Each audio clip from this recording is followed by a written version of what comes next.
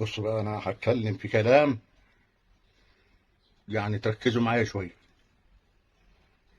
هقول كلام هتسمعوه لاول مره، وكتير منكم هيستغرب ويتعجب، لان انا الكلام ده اللي هقوله ده بتحدى بيه اي حد.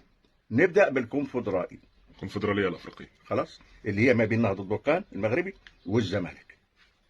مين اللي هيفوز؟ اللي هيفوز بيها نهضه بركان. حلو. خلاص. نخش طيب. على الترجي هيلعب مع مين؟ هيلعب مع الاهلي. دوري أبطال أفريقيا. دوري ابطال افريقيا. مين اللي هيفوز؟ الترجي هيكسب الاهلي وهيفوز بالبطوله. حلو. حلو كده. حلو. يعني بعد كده في السوبر الافريقي أيوه. نهضه بركان هتقابل الترجي. جميل. نخش على اللي ليه شغل حاجه يكلمني. نتكلم بقى على الدوري الأوروبي. مين بقى هيلعب فيه؟ باير ليفركوزن هيقابل أتلانتا. اتلانتا. مين اللي هيفوز؟ اتلانتا هتفوز. دوري ابطال اوروبا ريال مدريد بروسيا دورتموند هي اللي هتفوز بالبطوله. هتفوز على الريال؟ ايوه. تاخد دوري أبطال؟ ايوه. لا